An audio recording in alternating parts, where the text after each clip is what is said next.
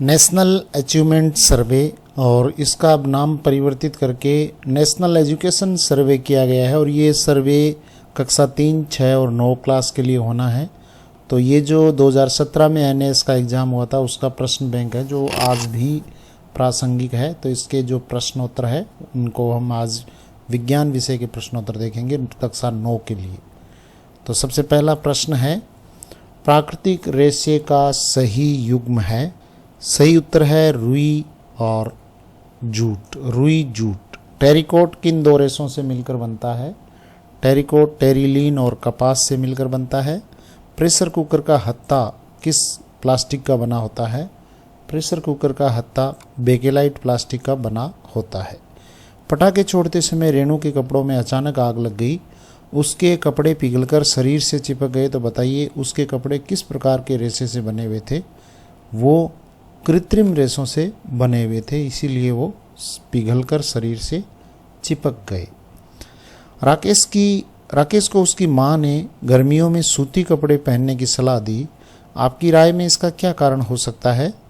सूती कपड़े गर्मी में पसीना सोख लेते हैं। घड़ी साज घड़ी सुधारने में कौन से लेंस का उपयोग करते हैं? ये होता है उत्तल लेंस, जो वस्तुओं को बड़ा करके दिखाता है। रमेश की दादी को न तो पास की वस्तुएं स्पष्ट दिखाई देती है और न ही दूर की वस्तुएं स्पष्ट दिखाई देती है। बताइए उसे किस प्रकार का दृष्टि दोष है? न पास का साफ दिखता है न दूर का साफ दिखता है, उसको बोलते हैं जरा दृष्टि दोष। अगर निकट की वस्तुएं साफ दिख रही हो लेकिन दूर की वस्तुएं साफ नहीं दिख रही हो तो ऐसे दृष्टि दोष को निकट दृष्टि दोष या मायोपिया बोलते हैं। और दूर की वस्तुएं साफ दिखती हो लेकिन नज़दीक की वस्तुएं साफ नहीं दिखती हो, उस दृष्टि दोष को बोलते हैं दूर दृष्टि दोष। पर्यावरण में वायु का संगठन संतुलित बना रहता है, इस कथन की पुष्टि में उपयुक्त तर्क कौन सा है? इसमें प्रकृति में जंतु और वनस्पति में परस्पर आदान प्रदान से। निम्नलिखित चित्र को देखकर बताइए कि वायुमंडल में सबसे अधिक मात्रा में कौन सी गैस पाई जाती है? सबसे अधिक मात्रा में नाइट्रोजन गैस होती है। यह चित्र किस प्राकृतिक परिघटना को दर्शाता है? ये है टोर्नेडो। कीप के आकार के बादल का टोर्नेडो है ये। इस घटना को टोर्नेडो कहा जाता है। हमारी जीवन शैली पर्यावरण मित्र होनी चाहिए ताकि पर्यावरण को क्षति ना पहुंचे। इसके लिए आप क्या प्रयास करेंगे? ये सभी प्रयास करेंगे हम। जैव अपघटनीय उत्पादों का अधिकतम उपयोग करेंगे, पुनः चक्रण योग्य पदार्थों का उपयोग करेंगे, प्राकृतिक संसाधनों का सीमित और संयमित उपयोग करेंगे। तो ये तीनों ही हो गए उपयुक्त सभी। पर्यावरण संरक्षण के लिए राजस्थान में किए गए प्रयास निम्नलिखित में से कौन से हैं? तो पिपलात्री ग्राम के किरण निधि संस्था के कार्य और खेजड़ली गांव में अमृता देवी का बलिदान, ये ए और स दोनों हैं।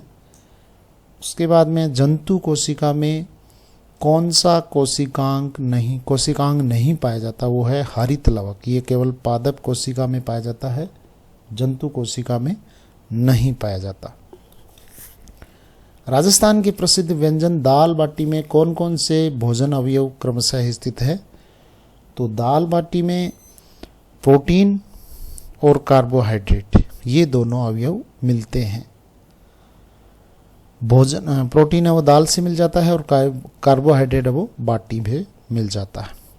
भोजन में उच्च रेशे यानी रफेज प्राप्त करने के लिए किसका सेवन करना चाहिए? इसके लिए ये छिलके वाली दाल, आटे की चोकर और छिलके सहित फल, ये सभी इसमें आ जाते हैं, इनका उपयोग करना चाहिए। तो उपयुक्त सभी। प्रार्थना सभा में कविता को अचानक चक्कर आ गए, आप उसे क्या खाने को देंगे? उसे हम ग्लूकोज के बिस्किट खाने को देंगे। शरीर में ग्लूकोज की कमी की वजह से चक्कर आ सकते हैं। निम्नलिखित में से मसाले का सही युग्म है। मसाला इसमें से हल्दी और लौंग ये दोनों मसाले हैं। श्यामू के हाथ से अचानक कांच का गिलास गिरकर टुकड़े टुकड़े हो गया। ये कांच का कौन सा गुणधर्म है? ये है कांच का भंगूर होना। ये जो गुण है इसके कारण से उसके टुकड़े टुकड़े हो गए। अंडज जंतुओं के समूह को पहचानिए। अंडज यानी जो अंडे देने वाले हैं, तो यहाँ पे अंडे देने वाले जंतुओं का जो युग्म है वो है मैना, छिपकली और मेंढक। अगला प्रश्न है, कौन सी अधातु विद्युत व ऊष्मा की सुचालक है? तो ये ग्रेफाइट है, जो पेंसिल में जो पाया जाता है। सोनू ने अपना स्वेटर जैसे ही उतारा उसके बाल खड़े हो गए। ऐसा किस बल के प्रभाव के कारण हुआ? ऐसा स्थिर विद्युत बल के कारण हुआ। हमारी आंख में कौन सा लेंस होता है? हमारी आंख में उत्तल लेंस होता है। ऐसा लेंस जो बीच में से पतला और किनारों पर मोटा होता है वो कौन सा होता है? इस तरह का, बीच में से पतला और किनारों पर मोटा, इस प्रकार का जो लेंस होता है वो होता है अवतल लेंस। इस प्रकार के लेंस को क्या कहते हैं? अवतल लेंस कहते हैं। उत्तल लेंस किस तरह का होता है? जो बीच में से मोटा होता है और किनारों पर पतला होता है, इस प्रकार का जो लेंस होता है इसको बोलते हैं उत्तल लेंस। अवनीश के पास एक लेंस है जो बीच में से मोटा और किनारों पर पतला है। उस लेंस से वह सूर्य के प्रकाश में अपने मित्र के हाथ पर चलका गिराता है। थोड़ी देर में ही मित्र के हाथ की त्वचा जलने लगती है। बताइए अवनीश के हाथ में पास में कौन सा लेंस है? तो यहाँ उसके पास में जो लेंस है वो है अभिसारी लेंस। अभिसारी लेंस उत्तल लेंस का ही दूसरा नाम है। इसको उत्तल भी कह सकते हैं। अभिसारित यानी प्रकाश की किरणों को अभिसारित करता है, एक जगह केंद्रित करता है। और अपसारी यानी अवतल जो लेंस होता है वो प्रकाश की किरणों को विसरित करता है। निषेचन के पश्चात बना युग्मनज क्या कहलाता है? ये कहलाता है द्विगुणित। द्विगुणित। अनिल ने आलू की कलिकाओं को काटकर जमीन में बो दिया। वह आलू की खेती करने के लिए किस विधि का प्रयोग कर रहा है? वो प्रयोग कर रहा है कायिक जनन। इस प्रकार का जो जनन होता है वो कायिक जनन होता है। एक टुकड़ा हमने उसका बो दिया और बाद में उससे आलू बन गया, अनेक टुकड़ों से अनेक आलू बन गए, तो ये कायिक जनन की विधि है। खंडन, इसमें से जो खंडन की विधि है वो स्पाइरिगोरा में होता है। और मुकुलन किस में होता है? मुकुलन होता है यीस्ट में। और अनिषेक जनन होता है केला। और लैंगिक जनन होता है सरसों में। लैंगिक जनन सरसों में। तो यहाँ पे इसका उत्तर है वो अ हो गया। इसमें जो मिलाना है इसमें अ आ जाएगा। मिलेटोनिन हार्मोन, हार्मोन का नाम है मिलेटोनिन। और ये हार्मोन पीनियल ग्रंथि से स्रावित होता है। कौन सी ग्रंथि से? पीनियल ग्रंथि से स्रावित होता है। मधुमेह रोग के लिए उत्तरदायी ग्रंथि है अग्नाशय ग्रंथि है। इससे इंसुलिन हार्मोन कम स्रावित होता है तो मधुमेह रोग होता है, जिसको शुगर कहते हैं आधुनिक भाषा में। मधुमेह, डायबिटीज। लघुपथन होने से, लघुपथन यानी शॉर्ट सर्किट, तारों के टकराने से जो चिंगारी पैदा होती है वो शॉर्ट सर्किट होने से परिपथ में अत्यधिक विद्युत धारा प्रवाहित होने से घर के विद्युत उपकरणों में आग लग सकती है। इस दुर्घटना से बचने के लिए आप क्या करेंगे? इसके लिए हमें घरों में क्या लगाना चाहिए? फ्यूज तार को परिपथ में श्रेणी क्रम में लगाना चाहिए। फ्यूज तार लगाना चाहिए। फ्यूज अगर लगा हुआ होगा तो आगे अगर शॉर्ट सर्किट हुआ, तार अगर टकराए तो उस स्थिति में फ्यूज है वो उड़ जाएगा और आगे की लाइन को फिर कोई खतरा नहीं होगा। बारिश के दिनों में जलाशयों का जल प्रदूषित हो जाता है। ऐसे जल के उपयोग से आपके मित्र को उल्टी दस्त की शिकायत हो गई, उसे आप क्या सलाह देंगे? पानी उबालकर पीना है, ORS का घोल का उपयोग करना है, डॉक्टर से उपचार लेना है, और ये सभी जो उपाय है ये उसको काम में लेने हैं उपरोक्त सभी। बारिश के दिनों में जलाशयों का जल दूषित हो जाता है। ऐसे जल के उपयोग से बीमारियों की संभावना बढ़ जाती है। जल के शुद्धिकरण के लिए आप किस विधि का उपयोग करेंगे? जल के शुद्धिकरण के लिए आप पानी में फिटकरी डाल सकते हैं। कुंड है तो उसके अंदर फिटकरी डाल देंगे तो वो जल शुद्ध हो जाएगा। पानी को जब काम में लेंगे तो उबाल कर काम में लें, उससे भी शुद्ध हो जाएगा। उसके अंदर जो जीवाणु कीटाणु है वो नष्ट हो जाएंगे, मर जाएंगे। और जल का क्लोरीनीकरण करके भी जल को साफ किया जा सकता है। तो ये सभी उपाय अपना के अपन जल को शुद्ध कर सकते हैं। कौन सा सेल का सांकेतिक चित्र है? जो सेल होता है, पेंसिल सेल या जो अन्य बड़े सेल जिनसे विद्युत ऊर्जा मिलती है, तो उनमें ये कौन सा सांकेतिक है? तो इसमें ये जो बड़ी वाली लाइन वाला ये प्लस होता है और छोटी जो लाइन है ये माइनस है। तो यहाँ पे ये ए इसका उत्तर है। थर्मामीटर जिससे तापमापी कहा जाता है, थर्मामीटर में कौन सा चमकीला पदार्थ भरा होता है? थर्मामीटर में पारा भरा होता है। एक्स धातु को हथेली पर रखने से वो तुरंत पिघल जाती है, तो वो धातु है कौन सी? ऐसी कौन सी धातु है जो हथेली पर रखते ही तुरंत पिघल जाती है? और वो धातु है गैलियम।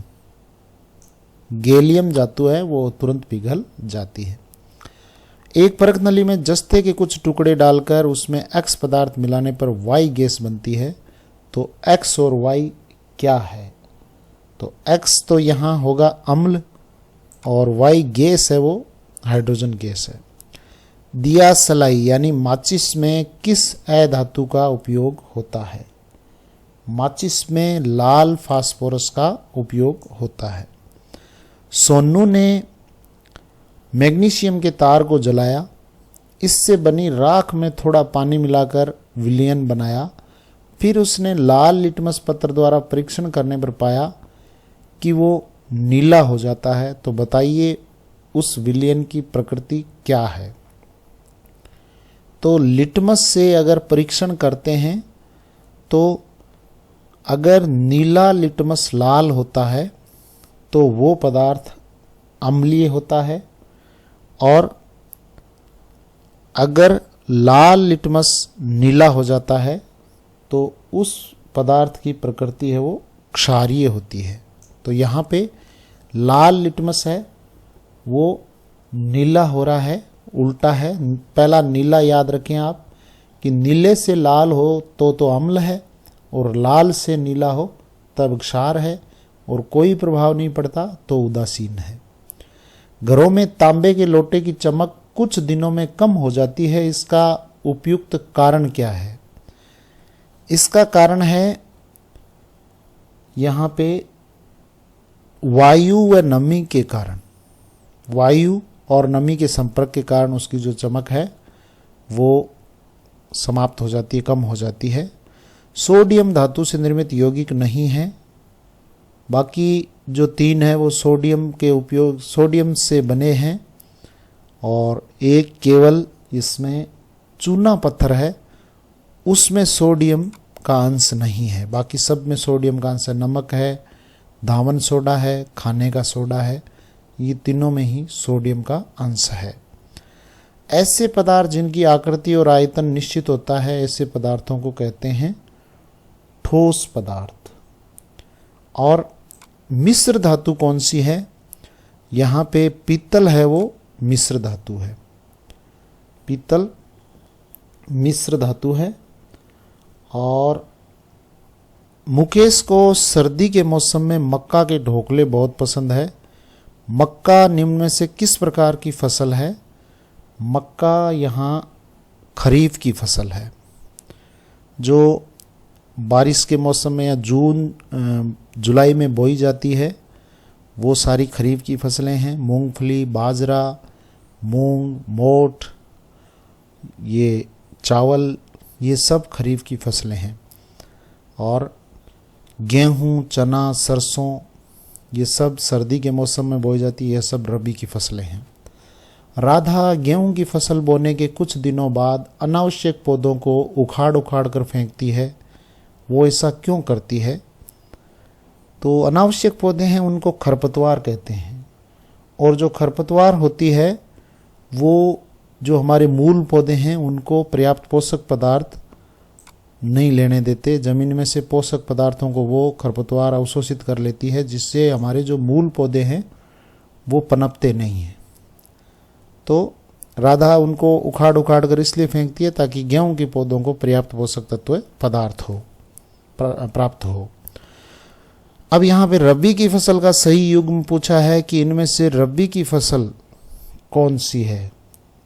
तो मटर और सरसों ये रबी की फसल का सही युग्म है। पालक की सब्जी में पौधे के किस भाग का उपयोग होता है? पालक में हम लोग जो खाते हैं वो पालक की पत्तियां होती है, पत्ती को खाते हैं। सब्जी जो होती है वो पत्ती की बनती है। निम्न में से कौन सा स्वपोषी पादप है? तो स्वपोषी पादप है वो यहाँ पे बरगद है। अमरवेल, म्यूकर और ड्रोसेरा ये परपोषी है, दूसरों पर डिपेंड रहते हैं ये। प्रकाश संश्लेषण क्रिया के लिए आवश्यक तत्व क्या क्या है? पौधों के भोजन बनाने की जो प्रक्रिया होती है उसी को प्रकाश संश्लेषण कहते हैं, जिसमें क्लोरोफिल भी चाहिए, प्रकाश भी चाहिए और कार्बन डाइऑक्साइड भी चाहिए, ये सभी चाहिए। गोबर पर लगने वाले छत्रक किस प्रकार के पादप है? तो ये जो पादप हैं छत्रक वाले, इनको मृतजीवी पादप कहते हैं। कीट भक्षी पादपों का सही युग्म पहचानिए। कीट भक्षी मतलब कीटों का भक्षण करने वाले कुछ ऐसे पदार्थ होते हैं जो, जैसे कोई पौधा है उसके फूल खिला हुआ है और उसके अंदर, फूल के अंदर कोई भी जीव उसके अंदर जाता है, जाते ही वो फूल है वो बंद हो जाता है और उस कीट का भक्षण कर लिया जाता है, उसको वो पौधा है वो खा जाता है, इसलिए उसको बोला जाता है कीट भक्षी पादप। तो ऐसे कीट भक्षी पादप है वो ड्रोसेरा और घटपर्णी, याद रखें आप, ड्रोसेरा और घटपर्णी ये दोनों कीट भक्षी पादप है। सहतूत किस प्रकार का फल है? सहतूत संग्रहित फल है। टेमीफ्लू नामक दवाई किस रोग के उपचार के लिए दी जाती है? टेमीफ्लू स्वाइन फ्लू के उपचार के लिए दी जाती है।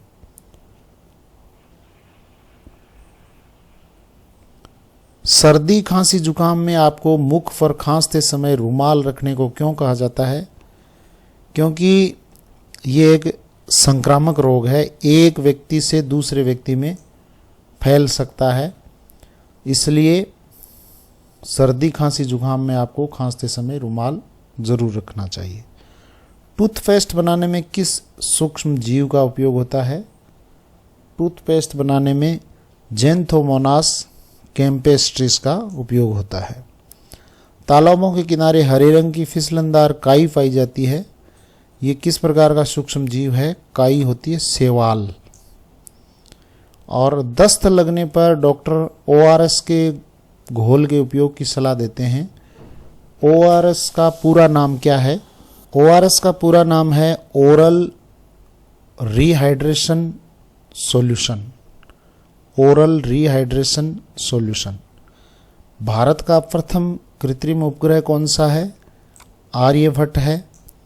दही जमने की क्रिया में उपयोगी सूक्ष्म जीव कौन सा है? लैक्टोबैसिलस। सानू को नींबू की शिकंजी पीने से उसे कौन से विटामिन की प्राप्ति हुई? Vitamin C. खट्टे फलों से विटामिन सी प्राप्त होता है। प्रसून के पैरों की हड्डियां मुड़ गई है, घुटने पास पास आ गए हैं, बताइए उसके शरीर में किस विटामिन की कमी हो गई? तो ये हड्डियों से संबंधित विटामिन डी की कमी है, और डी की कमी से रिकेटस रोग होता है, ए की कमी से रतौंधी, बी की कमी से बेरीबेरी और सी की कमी से स्कर्वी। खून की कमी को पूरा करने के लिए निम्न में से कौन सा भोज्य पदार्थों का समूह सही है? खून की कमी की पूर्ति के लिए ये पालक, चुकंदर और अनार, इसका उपयोग करेंगे तो खून की वृद्धि हो जाएगी। तो यहाँ पे खाद्य श्रृंखला का चित्र है, पौधा है, ये उत्पादक है और उसके बाद में प्राथमिक उपभोक्ता, द्वितीयक उपभोक्ता और तृतीयक उपभोक्ता। यहाँ पे द्वितीय उपभोक्ता पूछा है कि द्वितीयक उपभोक्ता वो कौन होगा। यहाँ पौधे को चूहे खाते हैं, चूहे को सांप खाता है और सांप को चील खा लेती है, तो यहाँ पे द्वितीय उपभोक्ता वो सांप है। जलती हुई मोमबत्ती को कांच के जार से ढकने पर मोमबत्ती बुझ जाती है, इसका कारण है जार में ऑक्सीजन का खत्म होना। ऑक्सीजन की अनुपस्थिति में कोई भी वस्तु जलती नहीं है। सर्दी की रातों में बंद कमरे में अंगीठी जलाकर सोने से व्यक्ति की मृत्यु हो जाती है, इसका कारण है कार्बन मोनोऑक्साइड जहरीली गैस होती है और इसके कारण व्यक्ति की मृत्यु हो जाती है। घरों में खाद्य पदार्थों के परिरक्षण के लिए सामान्यतः किसका उपयोग करते हैं? नमक का। अचार वगैरह जब बनाते हैं तो लंबे टाइम तक वो खराब नहीं हो, इसके लिए नमक का उपयोग करते हैं। तेल का भी उपयोग करते हैं साथ में। समान आयतन वाले डिब्बों में भरे निम्नलिखित पदार्थों में से किसका द्रव्यमान अधिक होगा? यहाँ पे द्रव्यमान सबसे अधिक होगा रेत का। पूजा जब तालाब में पत्थर और लकड़ी को एक साथ फेंकती है तो पत्थर पानी में डूब जाता है, लेकिन लकड़ी पानी पर तैरती है। इसका कारण क्या है? इसका कारण है पत्थर का घनत्व पानी से अधिक है और लकड़ी का घनत्व पानी से कम है, इसलिए लकड़ी तैरती रहती है और पत्थर पानी में डूब जाता है। दही से मक्खन निकालने के लिए किस पृथक्करण विधि का उपयोग करते हैं? तो जो बिलोना करते हैं वो कौन सी विधि है? वो विधि है अपकेंद्रण। इसका नाम है अपकेंद्रण। कचरे के ढेर में से लोहे के टुकड़े पृथक करने के लिए पृथक्करण की किस विधि का उपयोग करेंगे? तो इसके लिए चुंबकीय पृथक्करण विधि को काम में लेंगे। लोहा है उसको चुंबक आकर्षित कर लेगा अपनी तरफ, तो इस तरीके से ये लोहे के टुकड़े वो पृथक कर लिए जाएंगे। घरों में एयर कंडीशनर और रेफ्रिजरेटरों में कौन सी गैस भरी जाती है जो ओजोन परत को क्षति पहुंचाती है? वो गैस है क्लोरोफ्लोरोकार्बन, CFC। C यानी क्लोरो, F यानी फ्लोरो, वापस C यानी कार्बन। प्रसिद्ध स्मारक ताजमहल के क्षेत्र में मोटर वाहनों से सीसा रहित पेट्रोल का ही उपयोग किया जाता है, इसका कारण है यहाँ ये सभी है वायु प्रदूषण को कम करने के लिए, ताजमहल को संचारित होने से बचाने के लिए और श्वास संबंधी रोगों से बचाने के लिए, और ये सभी। पर्यावरणीय प्रदूषण के कारण पृथ्वी के तापमान में लगातार वृद्धि हो रही है, इसको बोलते हैं विश्व उष्णन या ग्लोबल वार्मिंग। अम्ल वर्षा एक प्रकार का वायु प्रदूषण है जो दो तत्वों के ऑक्साइड के वातावरण की नमी के संपर्क में आने से होता है, और वो है ये कार्बन और नाइट्रोजन। नहीं, यहाँ पे सल्फर के ऑक्साइड और नाइट्रोजन के ऑक्साइड, यहाँ पे सही उत्तर ये है, इसको नहीं मानना है। सल्फर और नाइट्रोजन के ऑक्साइड जिनसे क्या बनता है H2SO4, और जो नाइट्रस अम्ल है वो बनते हैं अम्लीय वर्षा में। तो यहाँ पे सही उत्तर है सल्फर और नाइट्रोजन। कौन सी हरित गैस नहीं है? तो हरित गैस इनमें से नाइट्रोजन नहीं है, बाकी सब हरित गैस है। कार्बन डाइऑक्साइड भी है, सल्फर डाइऑक्साइड भी है, मेथेन भी है। कोयले की कोयल की ध्वनि कौवे की ध्वनि से अधिक मधुर लगती है, क्यों? यानी कोयल और कौवे इन दोनों की ध्वनि में से मधुर ध्वनि है वो कोयल की है। उसका कारण है कि कोयल की ध्वनि का तारतम्य कौवे की ध्वनि के तारतम्य से अधिक होता है, इसलिए इसकी जो ध्वनि है वो अच्छी होती है। यहाँ पे एक चित्र दिया हुआ है परावर्तन की घटना का। तो इसमें अभिलंब कौन सा है? अभिलंब है वो OC है।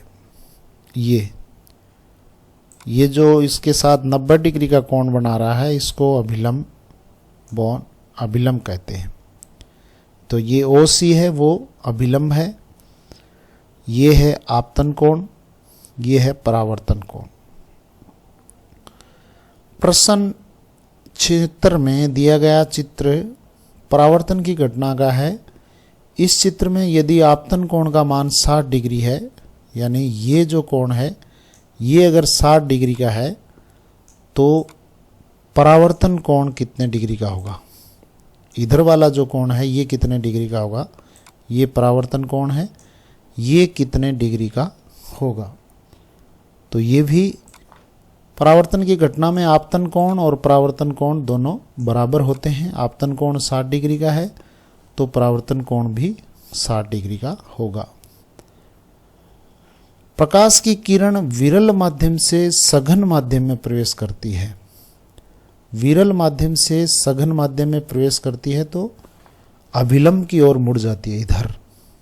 ये इसमें सही उत्तर है ये। अगर सघन माध्यम से, यहाँ पे विरल माध्यम से सघन माध्यम में प्रवेश कर रही है तो ये अभिलंब के पास आती है, और अगर सघन माध्यम से विरल माध्यम में जाती है तो अभिलंब से दूर हटती है। टेलीफोन कार्य करता है, कौन से सिद्धांत पर काम करता है टेलीफोन? टेलीफोन विद्युत धारा के चुंबकीय प्रभाव पर काम करता है। विद्युत धारा के चुंबकीय प्रभाव की खोज किसने की? विद्युत धारा के चुंबकीय प्रभाव की खोज ओरस्टेड ने की। विद्युत धारा के ऊष्मीय प्रभाव का उदाहरण कौन सा है? विद्युत हीटर ऊष्मा पैदा करता है, विद्युत प्रेस भी ऊष्मा पैदा करता है। ये दोनों ए और ब दोनों ही इसके उत्तर है। विद्युत घंटी इसका नहीं है, केवल विद्युत हीटर और विद्युत प्रेस। किस प्रबलता की ध्वनि कर्ण प्रिय लगती है? यानी उस ध्वनि के बाद की जो ध्वनि है वो कानों को अच्छी नहीं लगती। तो कहाँ तक की जो ध्वनि है वो कानों को अच्छी लगती है? 50 डेसिबल तक की ध्वनि होती है वो कानों को अच्छी लगती है। उसके बाद की ध्वनि वो कर्णप्रिय नहीं होती। ध्वनि की प्रबलता किस पर निर्भर करती है? ध्वनि की प्रबलता आयाम पर निर्भर करती है। कानों के कान में एक मच्छर 10 सेकंड में 20 बार कंपन करता है, उसकी आवृत्ति बताइए। तो 20 में 10 का भाग दे दीजिए तो उत्तर आ जाएगा 2 कंपन प्रति सेकंड। ये इसकी आवृत्ति हो गई।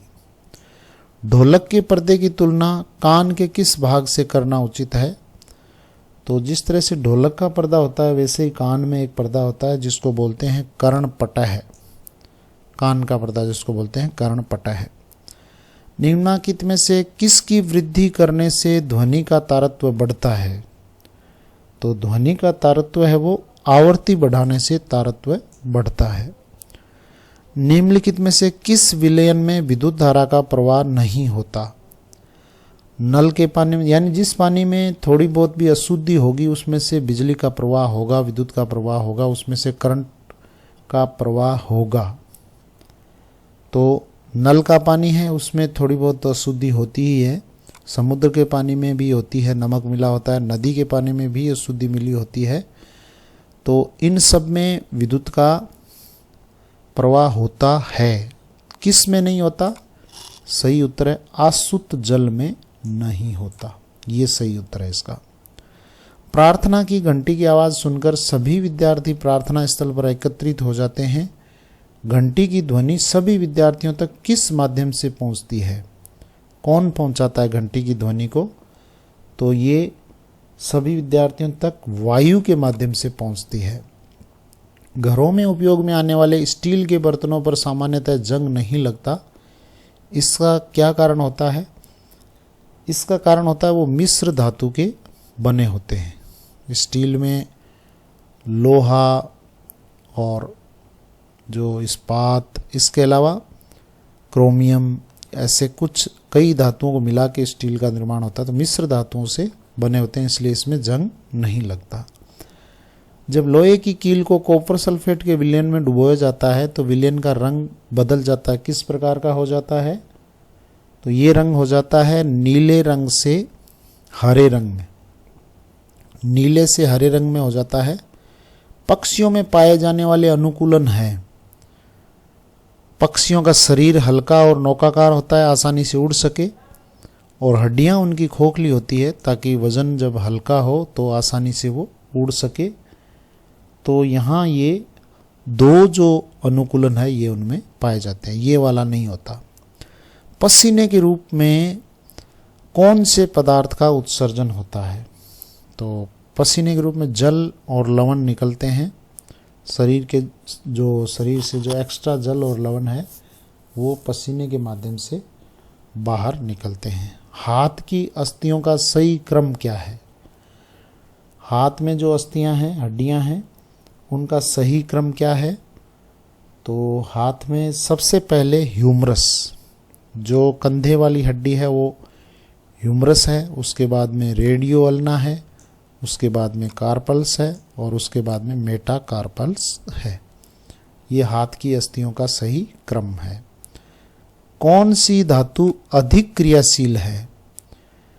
तो ये धातु खुले में अगर छोड़ देते हैं तो आग पकड़ लेती है, तो ये सोडियम धातु है जो अधिक क्रियाशील है। कौन सा रासायनिक परिवर्तन है? रासायनिक परिवर्तन है यहाँ पे वो है लोहे में जंग लगना या किसी भी धातु में जंग लगना, वो रासायनिक परिवर्तन है। प्रेमा को अपने पड़ोसी के घर की पुताई करनी है। आरास यानी चूना पत्थर को पानी डालकर घोल तैयार करता है, तो वह देखता है कि पानी डालने पर घोल में बुलबुले के साथ गैस बाहर निकलती है और पात्र गर्म हो जाता है। ये अभिक्रिया किस प्रकार की है? ऊष्मा बाहर निकल रही है, तो ऐसी जो अभिक्रिया है इसको बोलते हैं ऊष्माक्षेपी अभिक्रिया। ऊष्माक्षेपी, जिसमें ऊष्मा का शोषण होता है वो ऊष्माशोषी अभिक्रिया है, और जिसमें ऊष्मा का क्षेपण यानी निष्कासन होता है वो है ऊष्माक्षेपी अभिक्रिया। मनुष्य में पाए जाने वाले 4 प्रकार के रुधिर वर्ग की खोज किसने की? ब्लड ग्रुप्स है, उनकी खोज की थी कार्ल लैंडस्टीनर ने। रुधिर वर्ग ओ में कौन सा एंटीजन पाया जाता है? तो ओ में यहाँ कोई एंटीजन नहीं पाया जाता। कौन सा सार्वदाता है, यानी वो किसी को भी अपना ब्लड दे सकता है? वो है ओ ग्रुप, सार्वदाता। सार्वदाता है वो ओ है। रक्त का कौन सा भाग ऑक्सीजन को शरीर की प्रत्येक कोशिका तक पहुंचाता है? वो है प्लाज्मा। जीवाणु जनित रोग कौन कौन से हैं? यहाँ जो जीवाणु जनित है, तो जीवाणु जनित में टीबी यानी क्षय रोग, टाइफाइड और हैजा, ये जीवाणु जनित रोग हैं। पोलियो के टीके में किस प्रकार के सूक्ष्म जीवों को शरीर में प्रवेश कराया जाता है? तो यहाँ दुर्बल जो सूक्ष्म जीव होते हैं उनको प्रवेश कराया जाता है। मुंह में पिलाया जाने वाला टीका पोलियो का ही है। 103 ये मुंह में पिलाया जाने वाला टीका है वो पोलियो का है। शरीर संगठन स्तर का सही क्रम क्या है? यानी शरीर की सबसे छोटी जो इकाई है वो है कोशिका। सबसे छोटी इकाई कोशिका है, और एक जैसी कोशिकाएं मिलकर उत्तक का निर्माण करती है। एक जैसे उत्तक मिलकर किसी अंग का निर्माण करते हैं, और अंग मिलकर तंत्र का निर्माण करते हैं, और अनेक तंत्र मिलकर शरीर का निर्माण करते हैं। ये मानव उत्सर्जन तंत्र का चित्र है यहाँ पे। तो यहाँ इस तंत्र में ABCD जो नाम लिखे हुए हैं उनके नाम आपको यहाँ देखने हैं। तो ये जो 2 है, ये और ये A में दिखाया गया है। तो ये किडनी है जिनको हिंदी में वृक्क बोलते हैं। उसके बाद में B है, तो B है यहाँ पे मूत्र वाहिनी। ये 2 यहाँ पे ये मूत्र वाहिनी है, और उसके बाद में यहाँ पे ये जो आगे जहाँ पे मूत्र है वो इकट्ठा होता है उसको बोलते हैं मूत्राशय, और लास्ट में यहाँ पे जो डी है वो है मूत्र मार्ग। तो यहाँ पे ये उत्तर जो सही है वो ए है। कपड़े धोते समय साबुन के बने बुलबुलों में कमला को 7 रंग दिखाई दिए, इसका मुख्य कारण क्या है? इसका कारण है, ये सभी हो सकते हैं। प्रकाश का अपवर्तन भी हो रहा है, आंतरिक परावर्तन भी हो रहा है, वर्ण विक्षेपण भी हो रहा है। तो यहाँ पे मुख्य रूप से ये, वैसे आपने देखा होगा प्रिज्म से होकर जब प्रकाश की किरण गुजरती है तो वो 7 रंगों में विभक्त हो जाती है। इस घटना को वर्ण विक्षेपण कहते हैं। तो यहाँ पे प्रकाश है वो 7 रंगों में विभक्त हो रहा है, तो इस घटना को वर्ण विक्षेपण कहा जाता है। अग्निशामक यंत्र में आग बुझाने वाली गैस कौन सी है? और वैसे इसमें देखिए ये भी यहाँ पे हो रहे हैं, अपवर्तन भी हो रहा है, आंतरिक परावर्तन भी हो रहा है और प्रकाश का अपवर्तन भी हो रहा है। तो यहाँ पे हम इसको सही उत्तर मान सकते हैं। यहाँ पे जो उपयुक्त सभी है वो यहाँ सही उत्तर हो सकता है। आगे है, अग्निशामक यंत्र में आग बुझाने वाली जो गैस है वो कौन सी है? तो वो है कार्बन डाइऑक्साइड, CO2। श्वसन तंत्र के मॉडल है निर्माण हेतु आप इनमें से किन वस्तुओं का चयन करेंगे? तो श्वसन तंत्र का मॉडल बनाना है तो आपको प्लास्टिक की बोतल, गुब्बारे और वाई आकार की नली लेनी होगी। विद्यार्थी द्वारा श्वसन तंत्र के मॉडल को बनाने में फेफड़ों को दर्शाने के लिए उपयुक्त कौन सी सामग्री होगी? फेफड़े गुब्बारे जैसे होते हैं, तो यहाँ पे गुब्बारे है वो, फेफड़े है वो दर्शाए जाएंगे। हीरा व पेंसिल की नोक एक जैसे होते हैं, इसका क्या आशय है? तो ये हीरा और पेंसिल की नोक है वो दोनों एक ही तत्व, समान तत्व से बने होते हैं, इसलिए वो एक जैसे होते हैं। वह पदार्थ जो अधातु होते हुए भी सबसे ज़्यादा कठोर है, सबसे ज़्यादा कठोर है वो, यहाँ पे हम किसको कहेंगे? हीरा को कहेंगे। LED जो लाइट्स होती है, LED का पूरा नाम क्या है? तो LED का पूरा नाम है लाइट एमिटिंग डायोड। और अगला जो प्रश्न है, निम्न में से सिंचाई का वो साधन जिसमें पानी का दुरुपयोग कम होता है, दुरुपयोग न के बराबर होता है, तो वो होता है ड्रिप तंत्र। बूंद बूंद सिंचाई वाला जो सिस्टम है उसमें पानी का वेस्टेज बिल्कुल भी नहीं होता। खरपतवार द्वारा कौन सी हानि होती है? खरपतवार फसल को क्या नुकसान पहुंचाता है?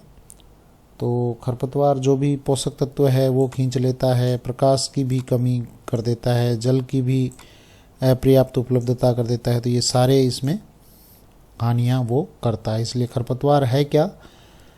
जो अनावश्यक पेड़ पौधे लगे, अनावश्यक जो पौधे लगे हुए होते हैं हमारी फसल के साथ, वो खरपतवार है। मिट्टी को पॉली करने से क्या लाभ है? मिट्टी को पॉली करने से सूक्ष्म जीवों की वृद्धि होगी, बीजों के अंकुरण में सुगमता होगी, जड़ों द्वारा श्वसन क्रिया में आसानी रहेगी, और ये सभी यहाँ पे लाभ होंगे। उसके बाद में केंचुए को किसान का मित्र क्यों कहा जाता है? क्योंकि ये मिट्टी को उपजाऊ बनाता है, मिट्टी को पॉली करके और उपजाऊ बनाता है, इसलिए ये केंचुआ वो किसानों का मित्र है। आपकी माताजी ने साबुत मूंग बनाने से पहले उन्हें धोया, इनमें से कुछ मूंग के बीज पानी में तैरने लगे, उन्हें अलग करके माताजी ने फेंक दिया। ऐसा उन्होंने क्यों किया? ऐसा उन्होंने इसलिए किया कि वो जो ऊपर तैर रहे थे वो बीज क्षतिग्रस्त और खोखले थे, इसलिए उन्होंने उनको अलग कर दिया। बीज के दानों को भूसे से अलग करने की प्रक्रिया को क्या कहते हैं? ये कहलाती है थ्रेशिंग।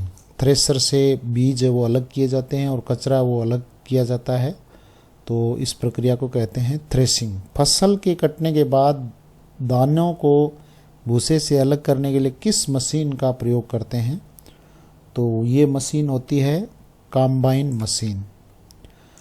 और खेती करने के मुख्य चरण कौन कौन से हैं? खेती करने के चरण यहाँ पे सबसे पहले मिट्टी तैयार की जाती है, फिर बुआई की जाती है, उर्वरक दिए जाते हैं, सिंचाई की जाती है।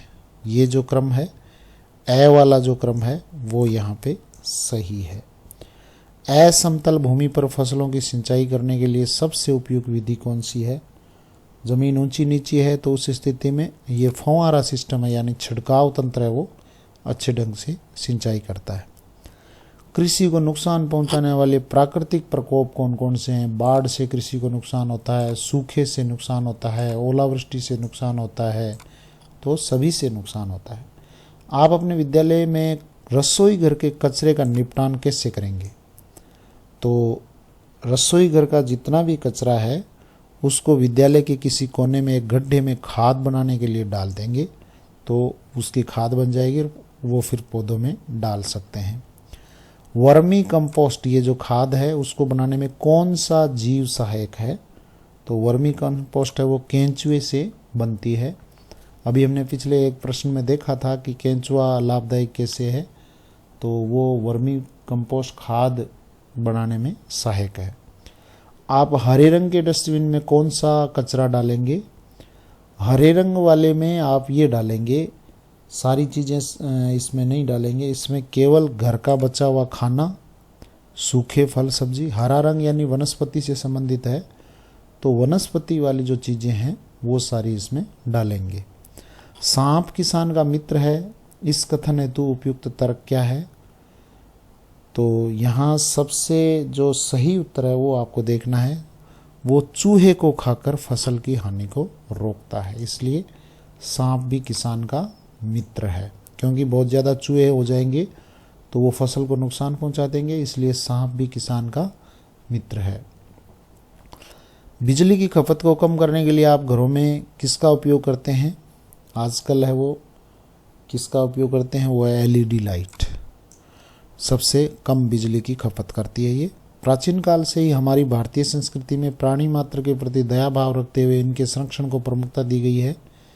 इस कथन की पुष्टि में सही तर्क क्या है? चींटियों को आटे का चूर्ण डालना, गाय और कुत्ते को रोटी खिलाना, पक्षियों को दाना डालना, तो ये सभी इसके तर्क हैं कि जीवों के प्रति हमें दया भाव रखना चाहिए। स्वच्छता अभियान के अंतर्गत विद्यालय स्तर पर क्या प्रयास किए जाते हैं? तो विद्यालय स्तर पर यहाँ पे ये स्वच्छता विषय पर पोस्टर प्रतियोगिता होती है, गांव में रैलियां निकालकर जन चेतना फैलाई जाती है, विद्यालय में कचरे का उचित निपटारा होता है, तो ये सभी उपाय यहाँ पे होते हैं। नियत चाल से गतिशील वस्तु का दूरी समय का ग्राफ क्या होगा? तो यहाँ पे दूरी समय का जो ग्राफ है वो ये होगा, दूरी और समय का ये ग्राफ रहेगा, ए वाला सीधा, यानी ये ग्राफ है वो बिल्कुल स्ट्रेट लाइन होगी। कौन सा ग्राफ वस्तु की स्थिरता को दर्शाता है? स्थिरता वाला जो ग्राफ है, इस वस्तु की स्थिरता वाला ग्राफ वो है ये, बराबर चल रहा है ये, तो ये स्थिरता का ग्राफ है। यहाँ पे द है वो सही उत्तर है। रमेश अपने मित्र को ये कहकर भ्रमित करता है कि जादू से पानी में आग लगा सकता है, पर उसका मित्र उसके इस जादू को नहीं मानता, क्योंकि उसे पता है कि पानी में सोडियम का टुकड़ा डालने से आग लगती है। सोडियम का हमने अभी देखा था कि खुले में छोड़ते ही उसमें आग लग जाती है, सोडियम का टुकड़ा पानी में डालते ही उसमें आग लग जाती है। पाचन तंत्र को सुदृढ़ करने के लिए भोजन करने के पश्चात इनमें से कौन सा योगासन करना उचित होगा? तो भोजन करने के बाद में एकमात्र आसन है वो किया जा सकता है, वो है वज्रासन। सबसे अच्छा कोयला कौन सा होता है? सबसे अच्छा कोयला वो होता है जिसमें कार्बन की मात्रा ज़्यादा हो। अच्छे ईंधन के लक्षण क्या है? वो ऊष्मा अधिक देगा, गर्मी अधिक देगा, और इसका यही लक्षण है कि वो ऊष्मा है वो अधिक देगा, धुआं कम देगा। पेट्रोलियम के प्रभाजी आसवन से प्राप्त पदार्थ है, तो पेट्रोलियम, यहाँ जो पेट्रोलियम नाम है उसमें केवल पेट्रोल नहीं है, उसमें पेट्रोल, डीजल, स्नेहक तेल, केरोसिन, डामर, जो ग्रीस, वेसलिन, वो सारी चीज़ें हैं, कोलतार। तो पेट्रोलियम के प्रभाजी आसवन से स्नेहक तेल, डामर, केरोसिन, ये सभी चीज़ें मिलती हैं, तो यहाँ पे इसका उत्तर हो जाएगा ये सभी। सोनू के प्लास्टिक की बोतल में अधिक गर्म पानी भर देने से प्लास्टिक की बोतल पिचक गई। क्यों? क्योंकि इस बोतल के बाहर का वायुदाब अधिक था। 10 सेंटीमीटर दूरी पर लटके दो गुब्बारों के बीच फूंक मारने पर दोनों पास पास आ जाते हैं। ऐसा किस कारण से होता है? ऐसा होता है गुब्बारों के बीच में वायुदाब कम होने के कारण। तेज हवाएं चलने पर कच्चे घरों के पतरे उड़ जाते हैं, टिन शेड वगैरह होते हैं वो उड़ जाते हैं। इसका प्रमुख कारण क्या है?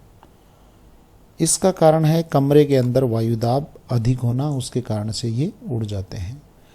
किस उपग्रह को संचार उपग्रह के नाम से जाना जाता है?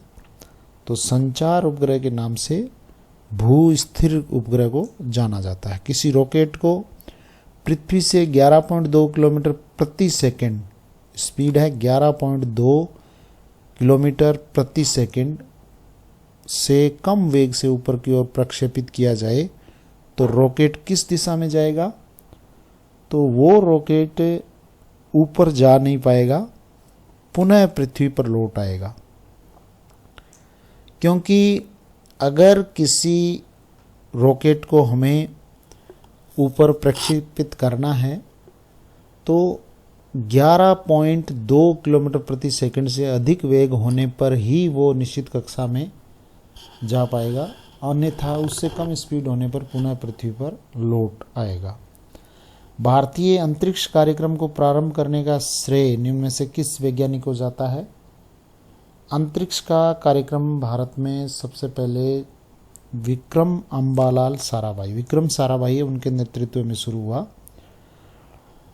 कई विद्यार्थी यहाँ एपीजे अब्दुल कलाम सोच सकते हैं, लेकिन ये नहीं है, अंतरिक्ष कार्यक्रम से संबंधित नहीं है, ये मिसाइल मैन है।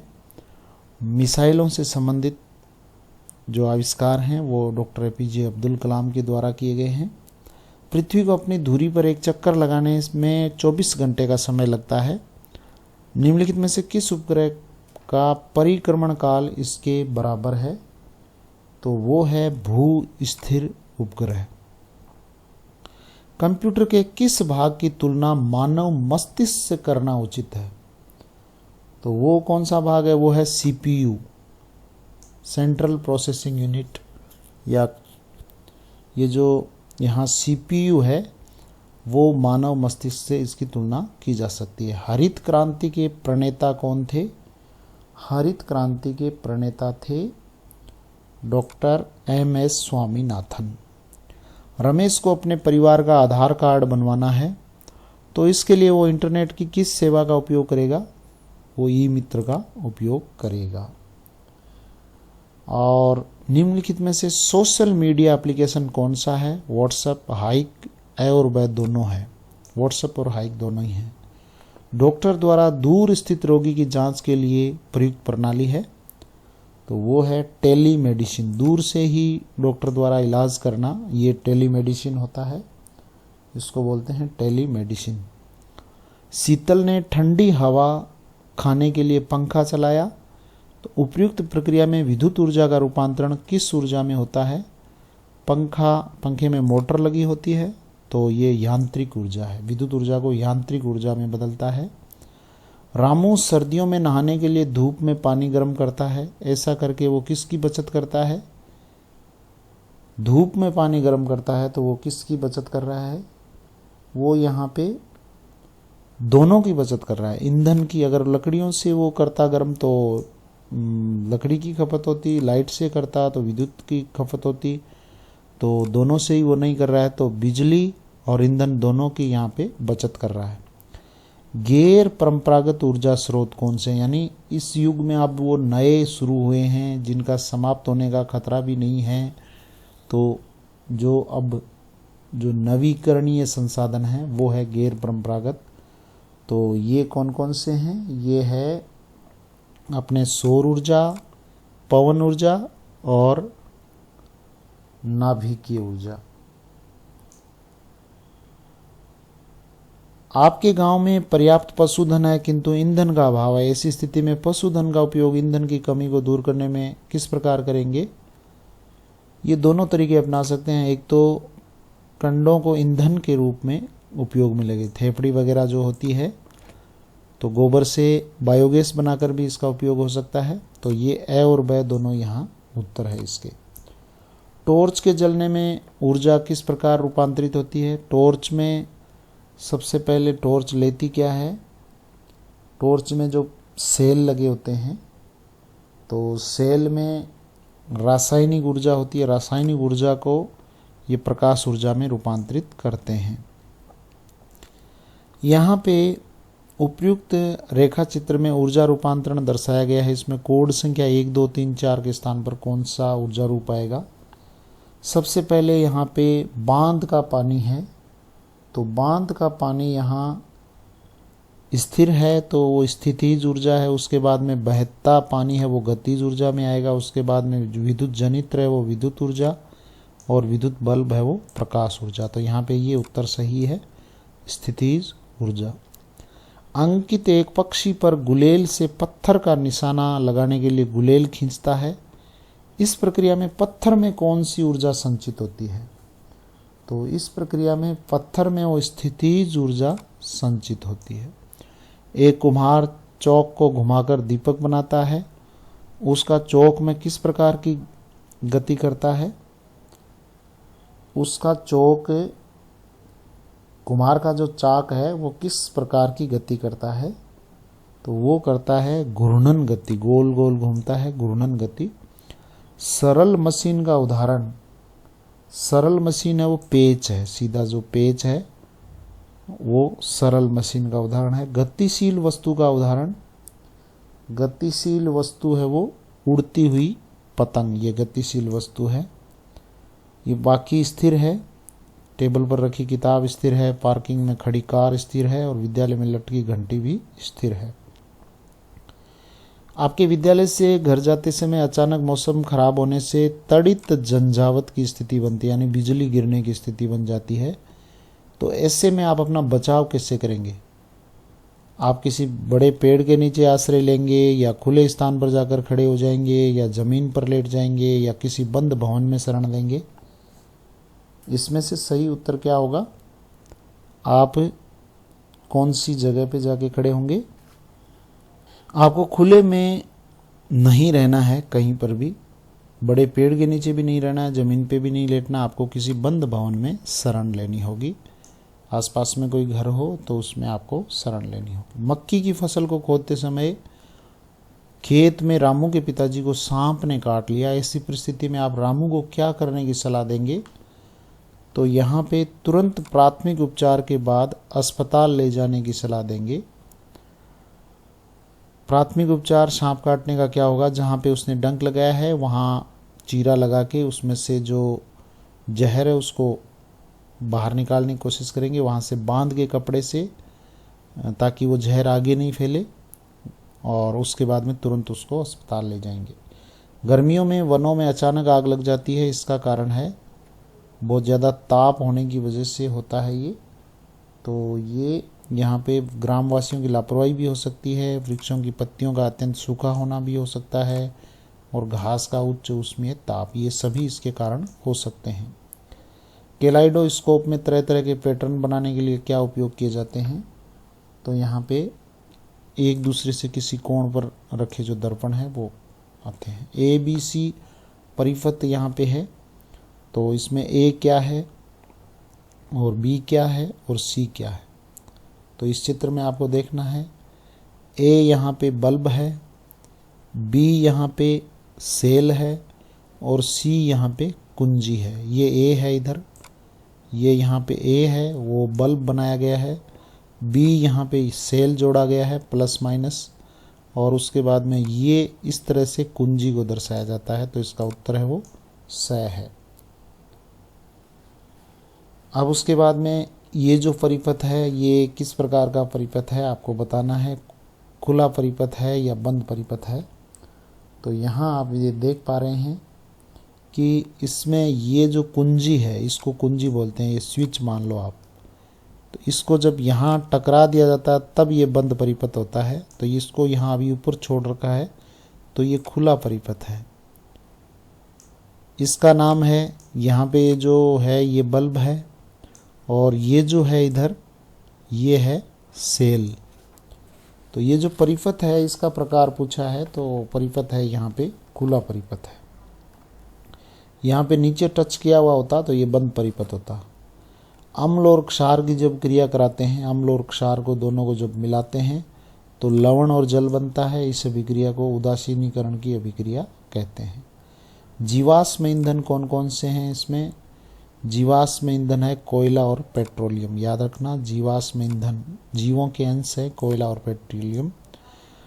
करोड़ों अरबों खरबों वर्ष पहले जो वनस्पति है वो जमीन में दबने से कोयला बना और जीव जंतुओं से पेट्रोलियम बना, तो इसलिए ये जीवाश्म ईंधन है दोनों ही।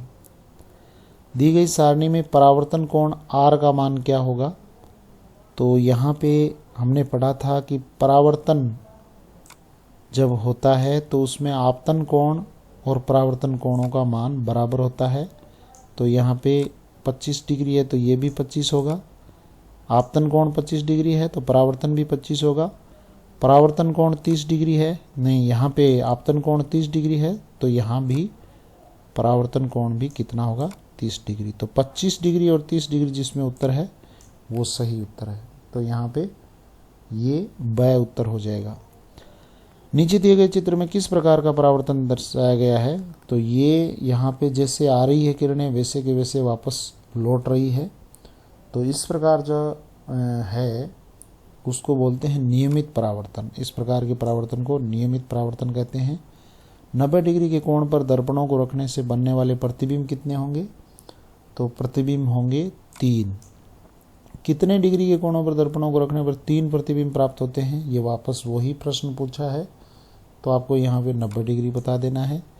जब प्रकाश की किरण सघन माध्यम से विरल माध्यम में प्रवेश करती है तो आपतन कोण का मान अपवर्तन कोण के मान से छोटा होगा या बड़ा होगा, ये बताना है आपको। तो यहाँ पे छोटा होगा। सघन माध्यम से विरल माध्यम में प्रवेश कर रही है तो आप ये यहाँ पे आपतन कोण का मान अपवर्तन कोण से छोटा होगा। जब प्रकाश की किरण वायु से कांच की सिल्ली में प्रवेश करती है तो अपवर्तित किरण अभिलंब से विचलन किस प्रकार का होगा?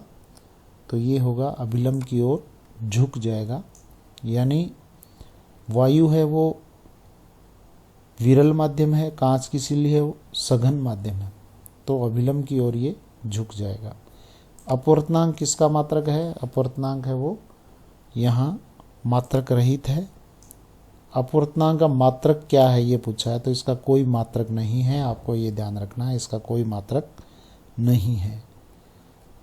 जल वोल्टामीटर के मॉड्यूल निर्माण में अपने परिवेश में उपलब्ध आवश्यक सामग्री कौन कौन सी होगी? तो यहाँ पे प्लास्टिक की बोतल, कार्बन की छड़, सेल, मोम, परखनली, माचिस, तार, साधारण पानी, ये सब इसके लिए सामग्री होगी। आप किस मॉडल द्वारा सिद्ध करोगे कि जल में हाइड्रोजन और ऑक्सीजन का अनुपात 2:1 होता है? यानी जो जल का सूत्र है वो H2O है, तो इसमें हाइड्रोजन के 2 अणु है, ऑक्सीजन का 1 अणु है। ये आप कौन से मॉडल से सिद्ध करेंगे? तो वो जो मॉडल है वो मॉडल है आपका जल वोल्टामीटर, इससे ये सिद्ध किया जाएगा। स्टेथोस्कोप आपने देखा होगा। स्टेथोस्कोप होता है डॉक्टर जो अपने पास रखते हैं, जिससे धड़कन या जो अपने नाड़ी वगैरह चेक करते हैं, स्पंदन चेक करते हैं, वो उसके मॉडल निर्माण में आवश्यक सामग्री क्या है? तो इसके लिए क्या चाहिए? इसके लिए चाहिएगा कीप। रुमाल पर ब्लॉक प्रिंटिंग करने में कौन कौन सी 2 सब्जियों का प्रयोग करोगे? रुमाल पर ब्लॉक, तो इसके लिए आलू और भिंडी को काम में लेंगे। फिरकनी के मॉडल द्वारा आप किसका ज्ञान प्राप्त करते हैं? फिरकनी के मॉडल द्वारा आप यहाँ वायु की दिशा का ज्ञान करते हैं। आनुवंशिकी के जनक कौन थे?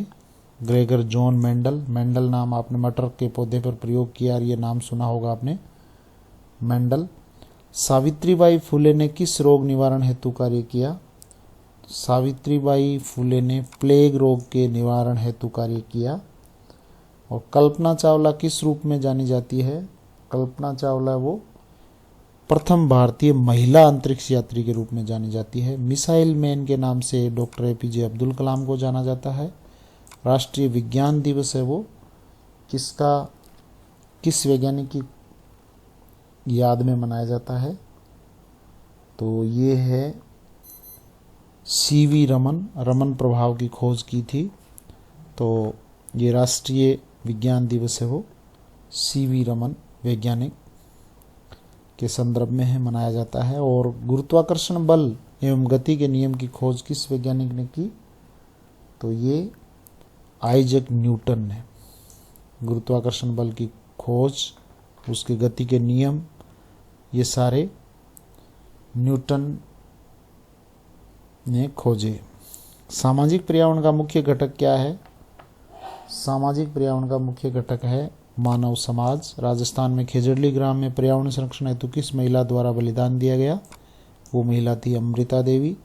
राजसमंद जिले के पिपलांतरी गांव में पुत्री जन्म के उपलक्ष्य पर ग्रामवासियों द्वारा कितने पौधे लगाए जाते हैं? वहां पे पुत्री जन्म पर 111 पौधे ग्रामवासियों द्वारा लगाए जाते हैं। राजस्थान में संकटापन प्रजाति गोडावण के संरक्षण के लिए आप कौन से उपाय को उचित मानते हैं? तो यहाँ पे उसके शिकार पे प्रतिबंध लगाना, संवर्धन हेतु अनुसंधान करना और लोगों में जागरूकता फैलाना, ये सभी यहाँ पे उपाय गोडावण के संरक्षण के लिए अपनाए जा सकते हैं। जैव विविधता के संरक्षण के लिए बनाए गए नियम व कारकों का पालन करने हेतु आप समाज में क्या उपाय करेंगे? तो इसके लिए हम लोगों को प्रेरित करेंगे, समूहों का निर्माण करेंगे और जन जागृति फैलाएंगे और उपयुक्त सभी ये सभी आ जाएंगे। दुर्लभ और लुप्त हो रही प्रजातियों का मुख्य कारण क्या है? मुख्य कारण है प्राकृतिक और मानव जनित गतिविधियां। कार्बन के अपर रूप का उदाहरण कौन सा है? कार्बन का अपर रूप है हीरा। हीरा और ग्रेफाइट की संरचना में मुख्य अंतर कौन सा है? संरचना में मुख्य जो अंतर है, हीरे की संरचना है वो त्रिविमीय है और ग्रेफाइट की संरचना है वो षटकोणीय है। कार्बन क्रिस्टलीय और अक्रिस्टलीय अपर रूप का सही युग्म कौन सा है? तो यहाँ क्रिस्टलीय में कार्बन का जो है वो है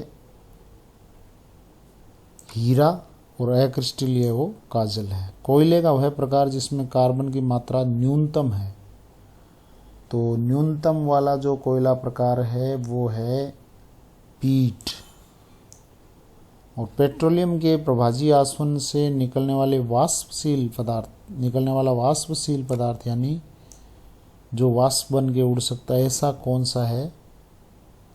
वो है पेट्रोल। वाष्पशील पदार्थ है वो पेट्रोल। पेट्रोल अगर आप खुले में छोड़ देंगे तो वो थोड़ी देर में उड़ जाएगा, कम हो जाएगा। यहाँ पे एक चित्र दिया गया आदेशात्मक चिन्ह यातायात के किस आदेश की पालना करने का निर्देश देता है? तो यहाँ पे लिखा है कि इसमें ये सीधा जो तीर लगा हुआ है और इस तीर को फिर काटा गया है, यानी सीधा जाना मना है, सीधा प्रवेश है वो निषेध है, इसका ये मतलब है। सोनू एक चौराहे पर खड़ा है, उसे सड़क के उस पार जाना है, ट्रैफिक लाइट की हरी बत्ती चालू है, उसे क्या करना चाहिए? हरी बत्ती चालू है तो उसको सड़क को पार करना चाहिए। और उसके बाद में है वाहनों में उत्तल दर्पण का उपयोग पार्श्व दर्पण के रूप में किया जाता है। गाड़ियों में जो साइड में शीशे लगे होते हैं, दर्पण लगे होते हैं, वो पार्श्व दर्पण जो होते हैं वो उत्तल दर्पण होते हैं। उत्तल क्यों होते हैं? तो इसका सही उत्तर है कि एक तो उत्तल दर्पण का दृष्टि क्षेत्र वो ज़्यादा होता है, उत्तल दर्पण का प्रतिबिंब सीधा बनता है और उत्तल दर्पण से प्रतिबिंब जो बनता है वो छोटा बनता है। तो ये यहाँ पे सारे ही इसमें हो गए। सुनील मोटरसाइकिल चलाते हुए मोबाइल पर बात कर रहा था, ट्रैफिक पुलिस ने उसका चालान काट दिया। चालान बनाने का कारण क्या है? मोबाइल पर अगर वो बात करते हुए मोटरसाइकिल चला रहा था तो यातायात नियमों का उल्लंघन है। तो ये मोबाइल पर बात करते हुए गाड़ी चलाना, उसके कारण उसका चालान कटा है। गियर वाली गाड़ी के चालान के लिए लाइसेंस प्राप्त करने की सही आयु क्या है? 18 वर्ष। गियर वाली जो गाड़ी है उसके चालन के लिए आपकी एज है वो 18 वर्ष होनी ज़रूरी है, अन्यथा आपको उसका लाइसेंस नहीं मिल सकता। 18 वर्ष से पहले लाइसेंस है वो नहीं मिलता। उसमें पहले लर्नर का लाइसेंस मिलता है और उसके बाद में लाइट जो व्हीकल होते हैं उनको चलाने के लिए लाइसेंस मिल जाता है, और जो ट्रक या बड़ी जो गाड़ियाँ होती है उनके लिए अलग लाइसेंस होता है, उसको बोलते हैं हैवी लाइसेंस। तो ये लाइसेंस के लिए न्यूनतम आयु है वो 18 वर्ष होनी जरूरी है। आज के लिए बस इतना ही। Thank you very much. जय हिंद, जय भारत।